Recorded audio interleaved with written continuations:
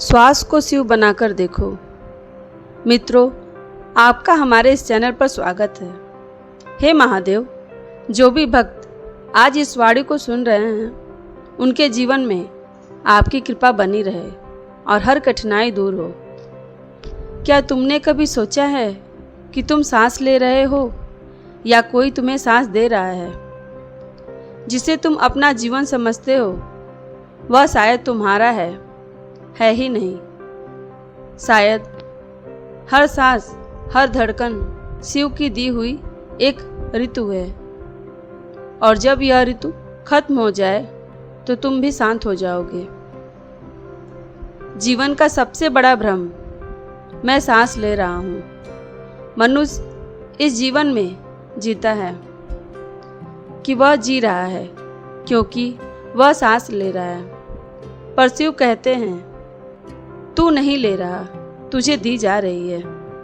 जैसे सूर्य खुद से नहीं चमकता, वह ब्रह्मांड की ऊर्जा को धारण करता है। जैसे नदियाँ बहती हैं क्योंकि पर्वत उन्हें ढाल देते हैं, वैसे ही श्वास तुम्हारे भीतर बह रही है क्योंकि मैं शिव तुम्हारे भीतर स्थान दे रहा हूँ। मित्रों, वीडियो में आगे बढ़ने से पहले मेरे चैनल आशीर्वाद को सब्सक्राइब कर लें। मित्रों, वीडियो को अंत तक देखें। तुम्हारा शरीर एक पात्र है, श्वास वह नदी है और मैं वह पर्वत हूँ जिसने उसे प्रभावित किया है। आत्मा और वायु का रिश्ता है। शिव से दृष्टि से तुम सोचते हो आत्मा अमर है। तुम यह भी मानते हो कि वायु नश्वर है, पर क्या तुमने कभी सोचा है कि आत्मा और वायु के बीच रिश्ता क्या है? जब आत्मा शरीर में प्रवेश करती है, वह अकेली नहीं आती, वह अपने साथ एक कड़ी लेकर आती है जिसका नाम है प्राणवायु। और जब शरीर से आत्मा निकलती है तो सबसे पहले जो उसका साथ छोड़ता है वह वायु होती है। इसलिए महादेव कहते हैं आत्मा और वायु कभी एक दूसरे से अलग नहीं हुए। वे जन्म से पहले साथ थे और मृत्यु के बाद भी साथ रहेंगे। तुम्हारी श्वास सिर्फ शरीर की प्रक्रिया नहीं, वह आत्मा की भाषा है। एक प्राण क्या है और इसका संबंध आत्मा से कैसे है? सभी धर्मों, सभी शास्त्रों में एक शब्द आता है, प्राण। प्राण का अर्थ जीवन नहीं, प्राण का अर्थ है चेतना कि वह लहर जो वायु के माध्यम से शरीर में बहती है। प्राण दो नहीं है, यह आत्मा की पहली परछाई है। आत्मा को स्पर्श नहीं किया जा सकता, लेकिन प्राण को महसूस किया जा सकता है। जब तुम भयभीत होते हो, प्राण सिमट जाता है। जब तुम आनंद में होते हो, प्राण फैल जाता है। प्राण आत्मा का दूत है और वायु उसका वाहन है। क्यों महादेव को प्राणेश्वर कहा जाता है? शिव केवल मृत्यु के स्वामी नहीं हैं, वे जीवन के उस मूल स्रोत के स्वामी हैं जिसे हम प्राण कहते हैं। उनकी हर मुद्रा, हर ध्यान, हर तांडव प्राण की गति को दर्शाता है।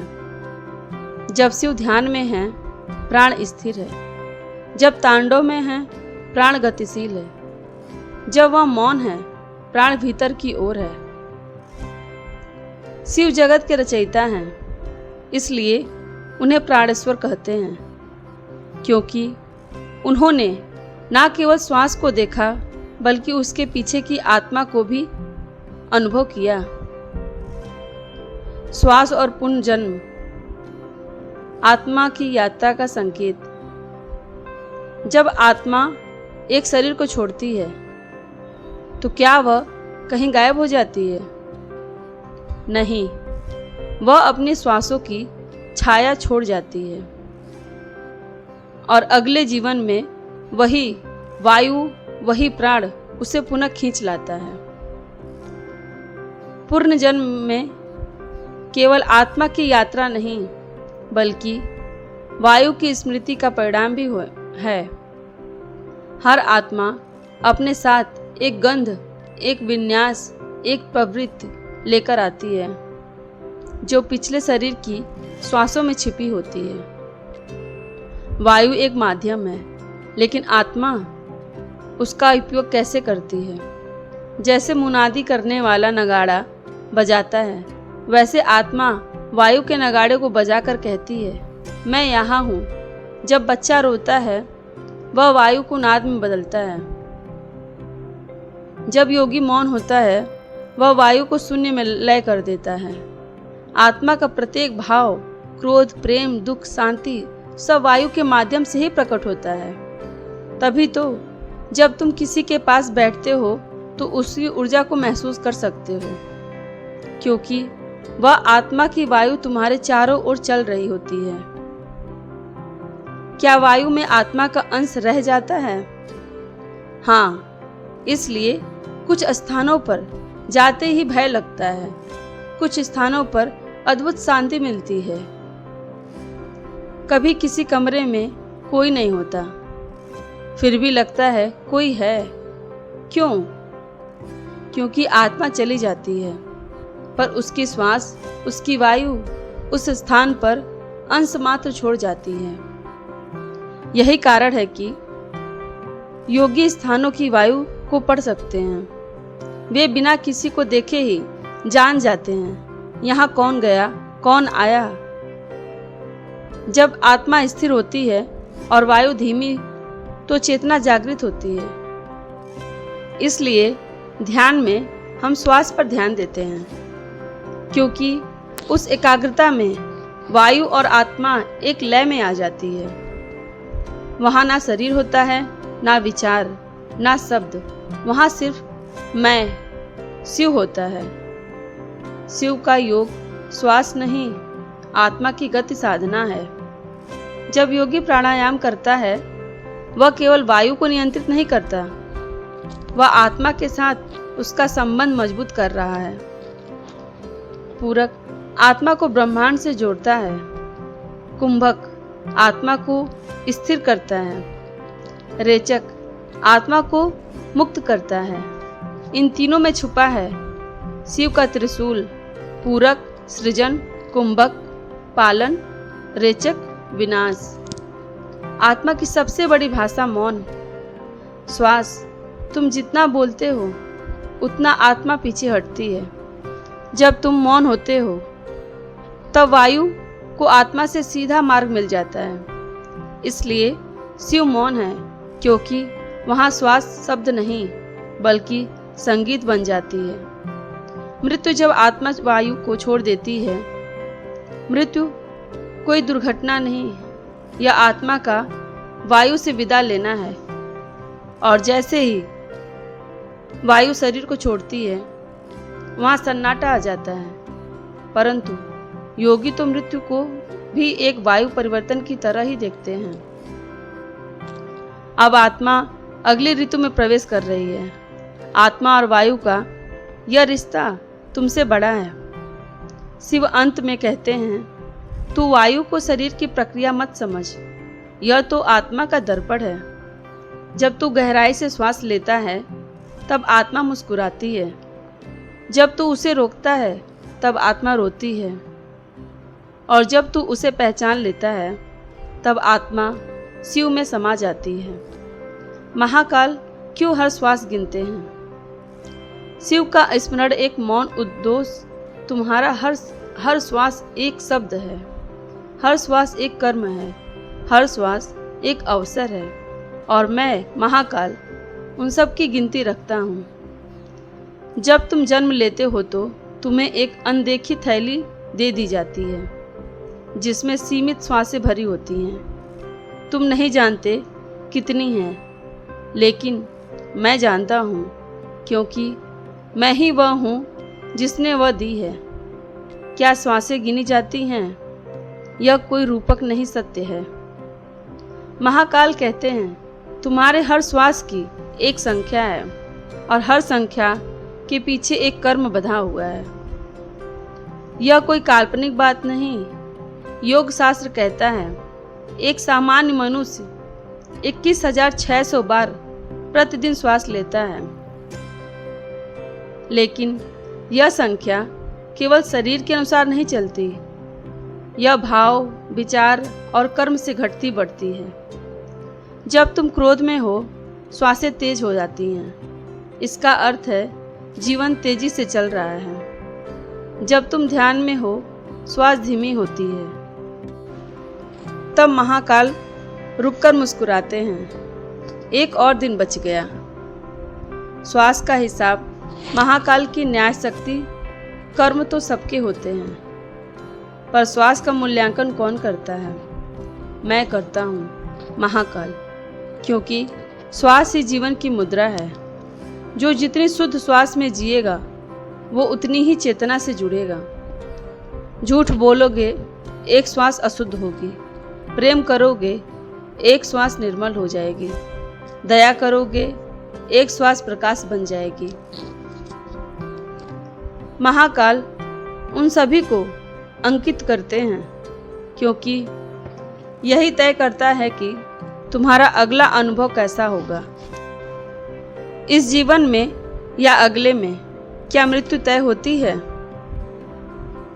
हाँ, श्वासों से बहुत लोग पूछते हैं, क्या हमारी मृत्यु पहले से तय है? महाकाल उत्तर देते हैं, तुम्हारा शरीर कब रुकेगा, यह मैंने उस दिन तय कर दिया था जब पहली श्वास दी थी। मृत्यु कोई घटना नहीं, यह केवल श्वासों की समाप्ति है। तुम सोचते हो मृत्यु अकस्मात आती है।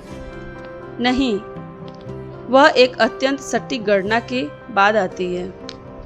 4 ध्यान क्यों जीवन बढ़ाता है? क्योंकि श्वासों की गति बदलती है। ध्यान, प्रार्थना, मौन, यह सब श्वास को धीमा करते हैं। और जैसे श्वास को धीमा करते हैं और जैसे ही श्वास धीमी होती है, एक दिन में कम श्वासें खर्च होती है, जिसका अर्थ तुम्हारी थैली धीरे खर्च हो रही है। इसलिए ऋषि मुनि सैकड़ों वर्षों तक जीवित रहते थे, क्योंकि वे प्रतिदिन 2-3 श्वास ही खर्च करते थे। जब श्वास अनियंत्रित हो जाए तो महाकाल मौन नहीं रहते। कभी कभी मनुष्य इतना व्याकुल हो जाता है कि उसकी श्वासें बेकाबू हो जाती हैं। डर, चिंता, अहंकार, हिंसा। उस समय महाकाल संकेत भेजते हैं, बीमारी के रूप में, दुख के रूप में, सपनों में चेतावनी देख के रूप में। क्यों? क्योंकि उन्होंने तुम्हारी थैली में आग लगते देखी होती है। नींद में भी श्वास गिनी जाती है। तुम्हें लगता है मैं सो रहा हूँ। श्वास स्वतः चलती रहती है। हाँ, शरीर सो रहा है, पर महाकाल नहीं सोते। रात्रि में जो श्वासें चलती हैं, वे तुम्हारे मन के अवचेतन कर्मों को दर्शाती है। इसलिए सपने आते हैं। इसलिए कभी कभी नींद में सांस रुक जाती है, क्योंकि कर्मों की तीव्रता बढ़ गई होती है। योगियों की श्वासें क्यों सबसे मूल्यवान होती हैं? क्योंकि वे हर श्वास को महादेव का स्पर्श मानकर लेते हैं। वे बिना उद्देश्य के नहीं जीते। हर श्वास, हर क्रिया, हर मौन एक तप है, और महाकाल स्वयं उनकी थैली को बढ़ाते हैं। क्यों? क्योंकि योगी संसार को जागृत करते हैं, तो उन्हें अधिक अवसर दिए जाते हैं। श्वास और धर्म कैसे जुड़ा है? धर्म का अर्थ है केवल नियम नहीं। धर्म वह है जो श्वासों को शुद्ध करता है। जब तुम किसी की मदद करते हो, एक अशुद्ध श्वास शुद्ध हो जाती है। जब तुम क्षमा करते हो, वह श्वास तुम्हें दे दी जाती है जो तुमने क्रोध में खो दी थी। जब तुम ध्यान करते हो, वह श्वास लौट आती है जो चिंता में खो गई थी। धर्म और श्वास दोनों शिव के समीप ले जाते हैं। शिव कहते हैं, तू मंदिर गया, जप किया, व्रत रखा, फिर भी अशांत क्यों? क्योंकि तेरी श्वास अभी तक तेरी है, मेरी नहीं बनी। जिस दिन हर श्वास शिव को अर्पित हो गई, उसी दिन जीवन में पूर्णता आ जाती है। पूर्णता क्या है? जब श्वास साधना बन जाए। तू सोचता है पूर्णता कोई उपलब्धि है, पैसा, ज्ञान, संबंध, सम्मान।